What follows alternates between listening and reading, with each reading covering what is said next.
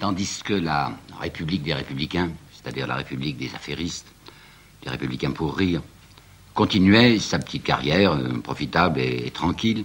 Voilà qu'elle va être brusquement secouée dans les années 86-88 par un militaire retentissant. Alors, comment les choses se sont-elles présentées? On a les élections de 81, puis de 85, puisque vous savez qu'il y avait tous les 4 ans des élections générales, avaient donné toujours les mêmes résultats, c'est-à-dire une majorité républicaine. Les royalistes étaient complètement enfoncés. Vous vous rappelez peut-être que je vous disais qu'en 76, il était tombé à 170, ils sont remontés en 85 jusqu'à 210, mais sur une chambre de 600 députés, vous comprenez qu'avec 210, c'était tout de même terriblement la minorité. Alors c'est donc la majorité républicaine qui travaille, avec des gens comme Fraissinet, par exemple, ou comme Ferry, comme vous savez, des gens qui organisent soi-disant de grands travaux d'intérêt public et qui sont en réalité extraordinairement profitables aux gens de l'économie accaparée. Il y avait tout de même une gauche, même une extrême gauche. Vous savez, où l'extrême gauche de cette époque-là n'était pas terrible. Il y avait tellement peu de socialistes à la Chambre. Aux élections de 85, on en comptait 7 ou 8 de socialistes, pas plus. Mais il y avait une fraction du Parti radical, surtout avec Clémenceau, dont l'évolution sera bien différente, qui à cette époque étaient vraiment des républicains assez rouges. Alors on avait, après les élections de 85, on avait tout de même fait appel à un ministère dit radical, avec un vieux brave homme qui s'appelait Brisson. Malheureusement, le ministère radical avait mis dans ses projets, l'impôt sur le revenu. Et vous savez à quel point la droite et le centre étaient décidés à empêcher, mais systématiquement et toujours, de passer l'impôt sur le revenu qu'on appelait l'inquisition sur les fortunes et le secret des fortunes violées. Si bien qu'au début de janvier, le 7 janvier, je crois, 86, le Brisson radical gentil, vous savez, rosâtre, tombe. Il est remplacé de nouveau par Fraissinet, qui revenait périodiquement à la présidence du Conseil. Et Fraissinet va appeler, comme ministre de la guerre, un nouveau venu, qu'on ne connaissait pas encore bien, qui s'appelait le général Georges Boulanger. C'était un assez beau garçon. Il avait 49 ans, il faisait jeune, il était cambré, il était élégant, il avait toujours des chevaux très remarquables, il avait une très belle barbe. C'est un garçon qui avait fait une très brillante carrière. Il avait combattu sous l'Empire en Kabylie, puis en Cochinchine. Au moment de la répression de la Commune, il était parmi les troupes versaillaises. Il n'était pas encore à ce moment-là général. Il va devenir brigadier en 1880, 1884, je crois. Il est divisionnaire. Il est même chargé du commandement supérieur des troupes d'occupation française en Tunisie. On sait également qu'il a une liaison, mais une liaison distinguée, enfin une liaison très bien. Il est l'amant de Madame Marguerite de Bonnemain, qui est une fille d'officier, ce qui est très convenable, et qui est la femme divorcée d'un officier aussi. Vous savez, dans le monde parisien, un homme est jugé pour une part sur la qualité de ses maîtresses. Alors le fait que monsieur le général Boulanger soit l'amant de Madame Marguerite de Bonnemain, qui est une personne tout à fait convenable, ça le place. C'est quelqu'un qui est plutôt républicain, qui se déclare républicain. C'était facile de se dire républicain à ce moment-là, il suffisait de parler à la messe, la plupart des officiers allaient à la messe, lui il n'y allait pas. Et même, il donnait un peu dans l'anticléricalisme. Enfin, il faisait des plaisanteries anti-religieuses qui plaisaient assez. Et il était l'ami personnel de Clémenceau. Un ami lointain, puisqu'ils avaient fait leur classe ensemble, au lycée de Nantes. Oui. Et puis, le père de Boulanger avait été persécuté sous l'Empire comme un républicain. Enfin, toujours est-il que c'est en sa qualité de général républicain, et parce qu'il passe pour un homme de gauche, et même quasiment pour un général, c'est curieux, d'extrême gauche, c'est en cette qualité que Fraissinet, qui vient de constituer un ministère centre-gauche, et pour faire plaisir à l'extrême gauche, enfin l'extrême gauche Clémenceau, dit on va prendre le général Boulanger. Alors voilà Boulanger qui arrive au pouvoir, et qu'est-ce qu'il va faire? Eh bien, il va commencer par justifier sa réputation d'homme de gauche. Et qu'est-ce qu'il fait? La première chose, c'est qu'il raye des cadres, enfin, il renvoie hors de l'armée le duc d'Aumale. Qui c'est le duc d'Aumale? Ben, c'est un des fils de Louis-Philippe.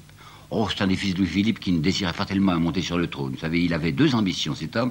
Il voulait être chef d'armée, enfin, général de corps d'armée, et voulait être académicien. Il aura les 2 choses, mais tout de même, enfin, c'est un prétendant bien tranquille, mais enfin, c'est un prétendant royaliste. Alors, le général Boulanger, pour montrer à quel point il défend la République, va rayer des cadres ce chef du 7e corps qui était d'Aumale.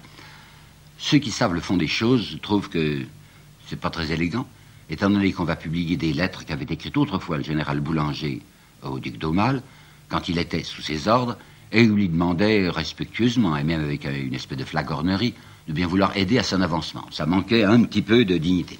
D'autre part, voilà qu'il prend à peine le pouvoir, c'est donc en janvier 86, il y a une grève à Decazeville. Il y avait toujours périodiquement des grèves dans les endroits miniers, et naturellement, le gouvernement envoyait immédiatement de la troupe pour faire tenir tranquille les grévistes. Vous verrez des grèves beaucoup plus terribles, comme celle de Fourmi en 91, dont j'aurai bientôt l'occasion de vous parler, où là, on a tiré sur la foule. Mais c'est vrai que le général Boulanger avait donné aux soldats qu'il avait envoyés à Decazeville pour faire tenir tranquille les mineurs des instructions extrêmement apaisantes. Et comme on faisait une interpellation à la Chambre pour demander « Mais qu'est-ce que fait l'armée là-bas? Est-ce qu'elle se tient bien? Enfin, est-ce qu'elle défend nos grands intérêts ?» Le général Boulanger, un peu courageusement, ou si vous voulez, avait répondu « Vous savez ce qu'ils font, mes soldats là-bas? Eh bien, il n'y en a pas un seul qui ne partage sa miche de pain et sa soupe avec les mineurs grévistes. » Ça avait passé, c'était un petit peu excessif, mais enfin, on avait accepté ça. Il avait un slogan d'autre part. Peut-être vous rappelez-vous que je vous ai dit que les instituteurs n'allaient pas au service militaire. Ça va changer en 89. Ce privilège était partagé aussi par les séminaristes. Alors, général Boulanger voulait qu'il n'y ait plus de privilège pour le service militaire, que tous les Français, quels qu'ils fussent, allassent à la caserne, et en particulier, il les tenait particulièrement pour les séminaristes. Et il y avait un slogan, un peu vulgaire, « Les curés, sac au dos ». Eh bien, ça plaisait beaucoup. Vous savez, la foule parisienne reste toujours un peu cocardière. Elle poussait, surtout dans les faubourgs, des cris de corbeaux au passage des soutanes. Et comme en plus, alors il disait « Les curés, sac au dos », c'est-à-dire les curés qui vont faire maintenant du militarisme et des soldats comme les autres. Le double aspect de ce slogan plaisait à la foule, si bien que une popularité considérable commence à se développer autour de lui, et que, à la revue du 14 juillet 1886, revue du 14 juillet, c'est un succès foudroyant, au point que le grand chanteur de l'époque, qui s'appelait Paulus, qui travaillait avec les chapeaux sur l'oreille, qui chantait des chansons assez grivoises, mais qui plaisaient à la foule, Paulus va faire immédiatement une chanson qui deviendra extrêmement célèbre, et qui s'appelle « En revenant de la revue », et qui est pour célébrer le brave général Boulanger. Ben, ce brave général Boulanger, il fait des choses très gentilles pour l'armée. C'est lui qui va imaginer de peindre en tricolore les guérites. Le gars qui monte à garde, enfin à la porte de la caserne, il est plus content, il est plus fier d'être dans une boîte qui est tricolore. D'autre part, il a décidé que le samedi soir, il y aurait une permission de 1h du matin. Jusqu'à présent, c'était minuit, spécialement pour les sous-officiers, mais enfin, tous les hommes de troupe, dans une garnison, pourront ne rentrer le dimanche matin qu'à 1h du matin. Ça leur permettra d'être un peu plus tranquille au bordel. D'autre part, le même général Boulanger a décidé qu'il ferait des réfectoires pour les soldats. Jusqu'à présent, les soldats, ils mangeaient comme ils pouvaient, vous savez, dans la cour, dans des couloirs. Non, réfectoire pour les soldats. Il y a un mess pour les officiers. Pourquoi est-ce que les soldats n'ont pas le droit de s'asseoir? Il faut dire qu'il a fait quelque chose d'un peu plus sérieux aussi. Il a changé l'armement et il avait donné le fusil Lebel qui, pendant des années, va faire merveille. Enfin, il est entouré d'une grande estime dans l'armée. Il a même donné, j'ai oublié de vous le dire, des chevaux au capitaine. Jusqu'à présent, il fallait être commandant pour avoir droit à un cheval. Et maintenant, les capitaines pourront être également montés. Vous voyez que sa popularité est parfaite. Maintenant, il a une politique extérieure. En principe, un ministre de la guerre ne doit pas avoir de politique extérieure. Hein. C'est le ministre des Affaires étrangères qui s'en occupe. Mais lui, il en a une. Au point que, vous vous rappelez que c'est en janvier qu'il a pris le pouvoir, voilà qu'en avril, il demande une réunion urgente et secrète du Conseil des ministres parce qu'il dit « Mes attachés militaires m'ont appris qu'il y avait à Dresde, ça vient de se tenir à Dresde, une réunion générale des attachés militaires allemands en vue de préparer une attaque brusquée contre la France. » C'est faux. Probablement, oui, il y avait une réunion générale des attachés militaires allemands en Europe, à Dresde, mais il n'avait certainement pas parlé d'une attaque contre la France. Je vous ai assez dit que Bismarck, à ce moment-là, n'a qu'une seule préoccupation, pas d'histoire avec la France, arranger son unité allemande, et surtout pas de guerre. C'est pas le moment. Hein. Néanmoins, le général Boulanger dit, je suis sûr de ce que j'avance, il fait organiser, tout seul, de son chef, sans en référer au Conseil des ministres, des baraquements nouveaux sur la frontière, et il va même très fort, il va préfacer un livre qui s'appelle « Avant la bataille ». Comme si ce général voulait être le général revanche et ne désirait qu'une chose, c'est qu'il y ait un conflit militaire où il puisse couvrir de gloire à l'égard de l'Allemagne. Ça, c'est en avril 86. Le 20 avril 87 arrive un énorme incident. Le commissaire de police d'un petit patelin, d'un petit village sur la frontière qui s'appelait Pagny-sous-Moselle, et ce commissaire de police s'appelait Schneebele, est arrêté par les Allemands. Le bruit court qu'il a été arrêté en territoire français par les Allemands, ce qui est une violation de frontières, ce qui est une chose épouvantable, et le général Boulanger jette feu et flamme. Il décide qu'il faut obtenir immédiatement que les Allemands rendent ce Schneebele avec ultimatum et menace de guerre. Et il demande au Conseil des ministres la mobilisation immédiate. Minute, dit le gouvernement, enfin on ne va pas aller si vite, il faut une enquête. On va s'adresser diplomatiquement à Bismarck pour demander ce qui s'est passé. Et on s'aperçoit que les choses ne sont pas passées du tout comme l'avait raconté Boulanger. Le Schneebele, le commissaire de police, n'a pas du tout été arrêté en territoire français. Il a été arrêté en territoire allemand. Qu'est-ce qu'il faisait en territoire allemand? Eh bien, c'est vrai qu'on lui avait tendu un piège. Un commissaire de police allemand, sachant quelles étaient les activités réelles de ce Schneebele, l'avait invité cordialement en territoire allemand. Et là, dès que le Schneebly s'était trouvé en territoire allemand, on lui avait mis gravé dessus, on l'avait arrêté, car il était convaincu d'espionnage. Bismarck, vous savez, il n'en fait pas une affaire, avec une espèce de rondeur joviale. Oh, il dit au gouvernement français, vous savez, ces choses-là arrivent, nous aussi, on a des hommes chez vous, on ne fasse pas une histoire, je vais vous le rendre, votre Schneebly. Ça va permettre, puisque Schneebly est rendu, ça va permettre au général Boulanger de dire, vous voyez, j'ai terrifié l'Allemagne, j'ai fait reculer même le chancelier de fer. Il a eu peur de moi. Il faut savoir aussi quelle avait été l'agitation de la presse nationaliste, qui à ce moment-là était une presse de gauche. Hein. Je vous apporter des citations. Le Progrès de Lyon, journal radical, enfin radical doucement. Tôt ou tard, la guerre éclatera, cherchée et provoquée par l'Allemagne. Voilà ce qu'écrivait parallèlement le Radical du Midi. L'idéal de M. de Bismarck, c'est de faire de la France une seconde Pologne. Puis voilà la Dépêche de Toulouse, qui est le grand journal radical du Midi. Bismarck, c'est le grand criminel. Alors Bismarck, tout de même, était un petit peu inquiet de voir une pareille agitation nationale et chauvine en France, et il avait décidé, par mesure de sécurité, de porter, c'est en janvier 80... Non, c'est en avril 87, oui, de porter à 500 000 hommes le nombre des soldats allemands, de l'armée allemande, sur pied de paix. Ben, vous voyez, ça, c'est le début de ce qu'on va appeler l'escalade. C'est un mot qui a été créé plus tard. À savoir que chaque geste de riposte est interprété immédiatement comme un geste de menace. Le gouvernement français, pratiquement, avait désavoué Boulanger. Il avait trouvé qu'il nous avait mis dans une situation ridicule, et en Conseil des ministres, il avait été décidé, mais on ne publiera pas ça dans la presse, qu'il sera dorénavant absolument interdit, car c'est inadmissible, avait dit le gouvernement français, d'employer un fonctionnaire à des besognes d'espionnage. On avait déplacé le Schneebly et on n'en parlait plus. Voilà qu'un nouveau ministère se constitue, c'est le ministère Rouvier, et ce ministère juge que Boulanger est vraiment indésirable. C'est un homme qui provoque des incidents, c'est quelqu'un de redoutable, il faut se passer de lui. Alors après 1 an et demi de possession de son portefeuille de ministre de la Guerre, Boulanger n'est plus ministre de la Guerre. Et ça lui est extrêmement pénible. Seulement, comme il avait dans l'opinion publique cette passion que je vous ai décrite, grâce à Paulus et grâce à ses slogans, il va y avoir autour de lui une agitation. Comment il n'est plus ministre de la Guerre? C'était l'homme qu'il nous fallait, c'était le fameux général Revanche. Et comme le gouvernement lui a donné une affectation, on l'a envoyé Clermont-Ferrand à la tête du 13e corps, le jour où il doit partir pour Clermont-Ferrand, qui est le 8 juillet 1887, il se passe à la gare de Lyon une manifestation vraiment gigantesque. On savait à quelle heure devait partir Boulanger, il l'a fait dire du reste. Alors la gare de Lyon est littéralement envahie par des milliers, des dizaines de milliers de gens qui sont là, agités, qui obstruent les voies, qui se couchent devant la locomotive du train qui devait emmener Boulanger, qui sont sur le toit des wagons, qui sont partout, enfin, en disant « partira pas, c'est Boulange, c'est Boulanger qu'il nous faut ».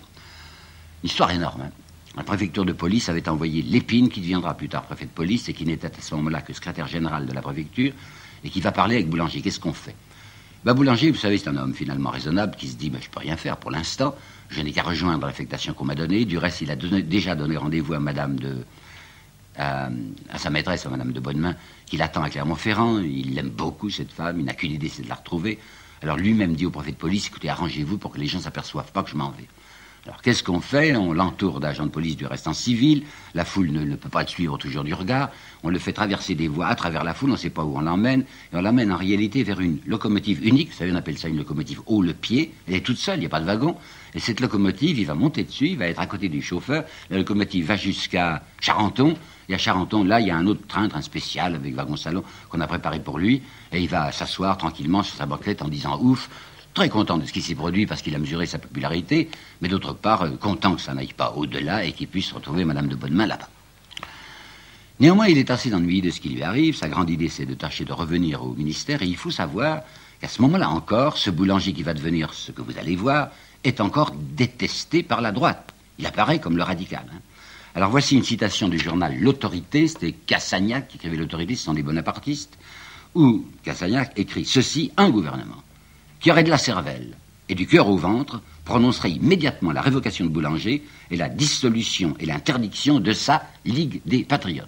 En effet, autour de lui, s'était constitué avec des roulettes du reste, les champs du soldat, Clairon, la Ligue des Patriotes, et Cassagnac, qui représente l'extrême droite, dit il faut dissoudre tout cela. Qu'est-ce que c'est donc les bonapartistes? C'est des gens qui n'ont pas compris le jeu.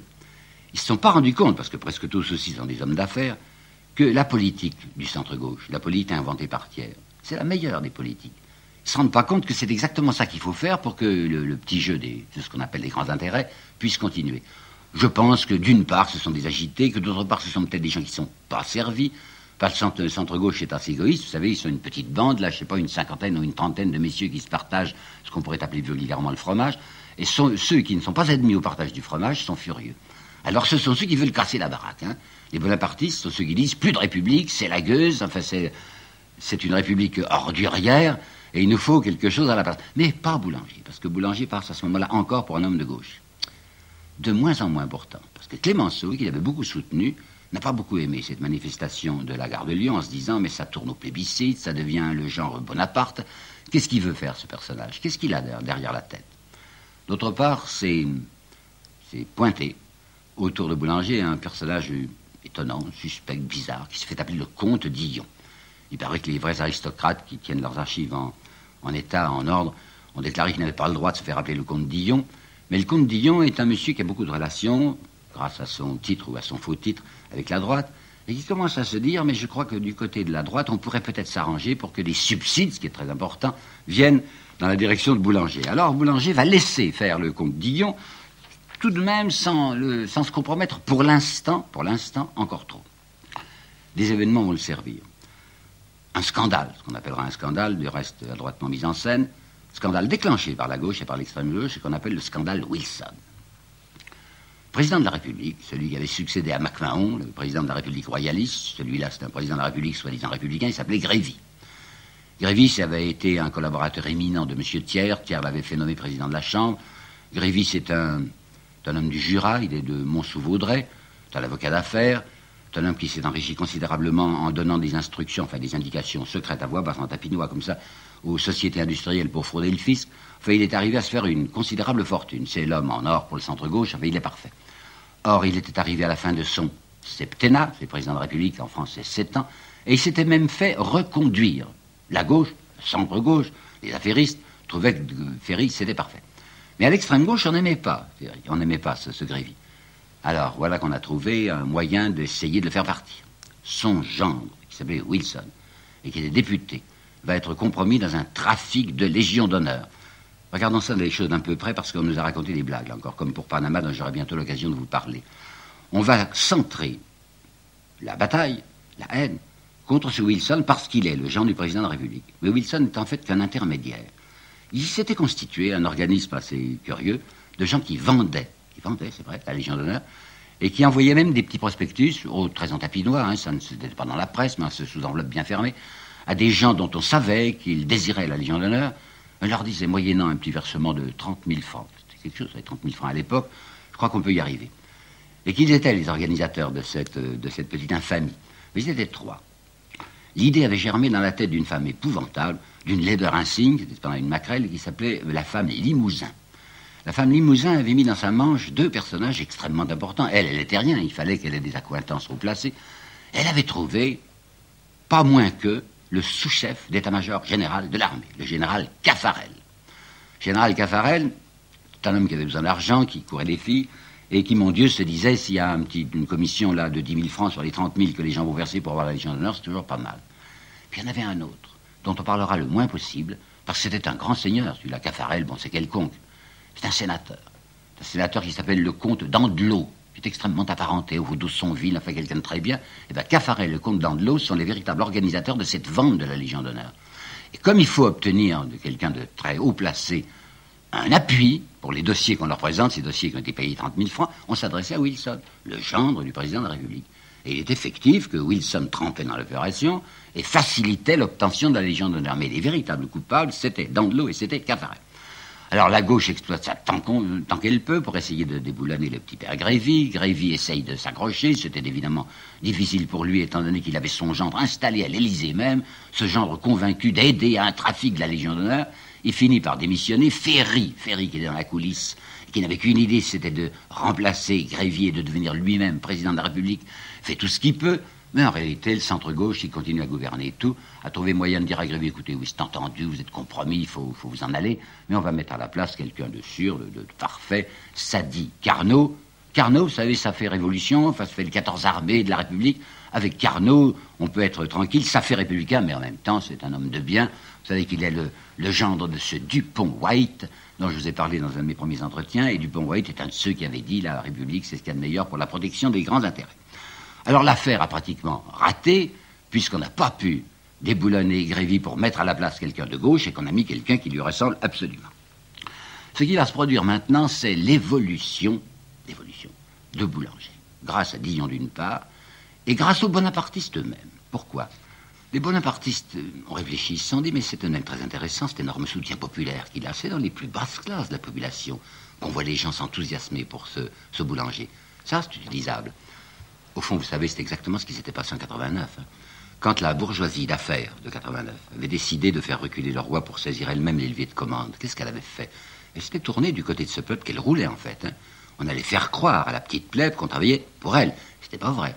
Alors les Mirabeau, les Lafayette, c'était des gens qui s'étaient dit, on va utiliser ce courant populaire, on va lancer des gars contre la Bastille, ils se feront tuer eux, nous, bien entendu, on restera dans la coulisse, et puis une fois qu'on sera les plus forts, on les tiendra. C'est exactement ce qui va se passer maintenant.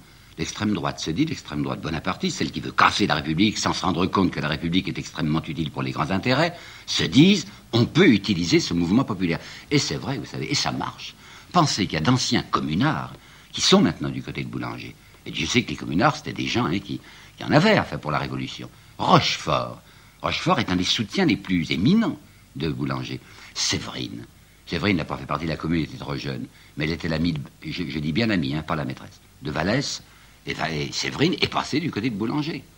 Et on voit des gens comme Eudes, le général Eudes, qui avait dit un combattant de la commune, qui est maintenant un des militants les plus considérables, les plus véhéments de Boulanger. Ça s'explique, vous savez, quand on y réfléchit. Le prolétariat parisien n'a pas de quoi se féliciter de cette République.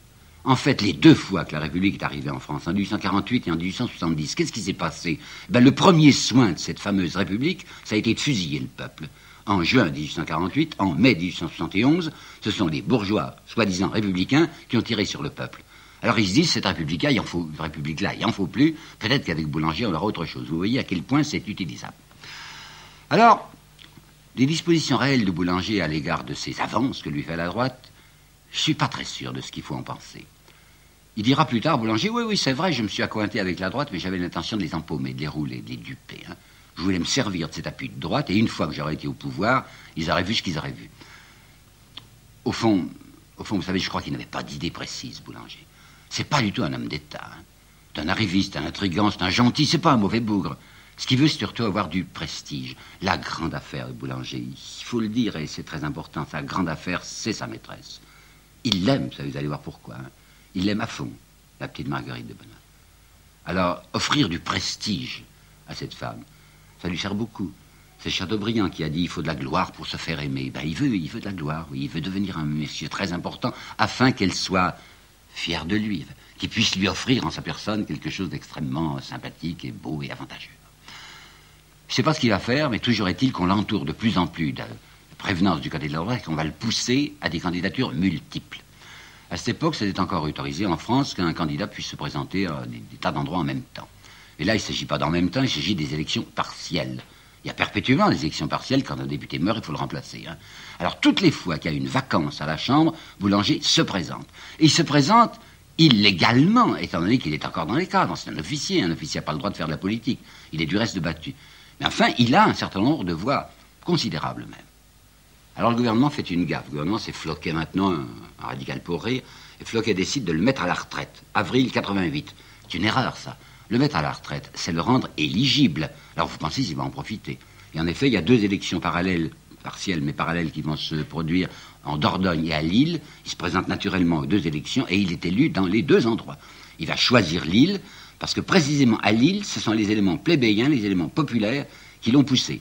Lille, c'est la région industrielle, comme vous savez, et il a eu un nombre de voix considérable du côté de la petite plèbe. Alors le voilà député, il est du reste arrivé à la Chambre en traversant la place de la Concorde avec un carrosse, enfin une voiture élégante tirée par 4 chevaux blancs. Ça a été un enthousiasme indescriptible. Le voilà installé à la Chambre. Il lui arrive un ennui du reste. Il est député et il se conduit avec l'insolence qu'il estime nécessaire. Il a appelé le président du Conseil, Floquet, il l'a appelé pion mal élevé. Alors le président du Conseil a pris ça très mal. C'était le 13 juillet 1888. Ils se sont allés, comme on dit, sur le terrain. Ils se sont battus à l'épée, battus pour de bon. Et il s'est trouvé, par malheur, enfin pas de chance pour un officier, c'est le civil qui a gagné. Boulanger a reçu l'épée dans le cou. Ça l'a pas tué, mais ça lui a traversé le cou. Et il a été assez humilié de voir que l'homme qui avait la flamberge au vent était descendu pratiquement par un civil. Mais enfin, ça ne le décourage pas tellement, et son ami Dillon, le comte Dillon, est en train de trouver de l'argent en masse. Dillon, grâce à ses relations, a mis, si j'ose dire, deux duchesses dans sa manche, la duchesse de la Trémoille et la duchesse d'Uzès, qui sont du reste des femmes ravissantes, l'une et l'autre très riches, surtout la duchesse d'Uzès, et la duchesse d'Uzès va foncer pour 3 millions, ce qui est à l'époque une somme, 3 millions qu'on verse dans les caisses de Boulanger pour qu'il continue ses candidatures. Alors il va démissionner de sa place de député de Lille pour se représenter à Paris, parce qu'il se trouve que le 27 janvier 1889, il y a une élection partielle à Paris. L'élection partielle à Paris, c'est autre chose que Lille ou en Dordogne, hein, c'est une grosse affaire. Alors cette élection du 27 janvier 89, c'est le grand jour de Boulanger. Qu'est-ce qui va se passer? Il y a 3 candidats. Il y a en effet un candidat d'extrême gauche, c'est un terrassier qui s'appelle Boulet. Et bien c'est frappant de voir que l'extrême gauche n'aura que 19 000 voix, enfin presque rien. Parce que toute l'ancienne extrême gauche, tout le prolétariat va voter pour Boulanger. Il y a un candidat du gouvernement radical, à ce moment-là Floquet était soi-disant radical, il s'appelle Jacques, ce candidat radical. Et puis il y a Boulanger. Et Boulanger va obtenir un nombre de voix incroyable. Il aura 250 000 voix, le Jacques n'aura que 60 000 voix, et puis le pauvre Boulet, le terrassier, aura 19 000 voix. 250 000 voix, vous vous rendez compte, enfin, il est capable de tout enlever. Dans cette nuit, du 27 au 28 janvier 89, où on attend les résultats qui sont donnés avec moins de rapidité qu'aujourd'hui, c'est une foule évaluée à 500 000 personnes qui sont là au pied de l'hôtel où se trouve Boulanger pour savoir qu'est-ce qu'il faut faire, enfin, ce qui va marcher. Et on lui crie « à l'Élysée, à l'Élysée ». C'est-à-dire, vous pouvez y aller, prenez un cheval, n'importe quoi, ce que vous voulez, allez à l'Élysée, chassez le président Sadi Carnot, on vous installe. Il ne va pas oser Boulanger. À 1h30 du matin, quand on sait les résultats définitifs, il prend un fiacre, les gens l'acclament, mais on ne sait pas où va le fiacre. Où va-t-il? Il ne va pas du tout à l'Élysée, il va chez Madame de Bonnemain. Et bien ça a été sa catastrophe pour lui. Il avait une chance ce jour-là de faire le grand coup, il ne le fait pas. Alors à partir de là, c'est le déclin.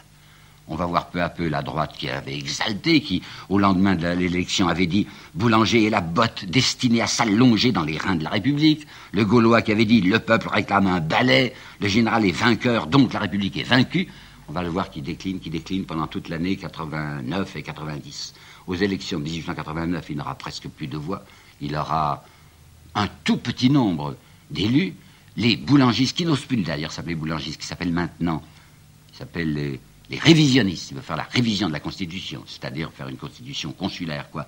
Ils sont 40 élus, vous entendez, sur 600 députés. Ils sont 40.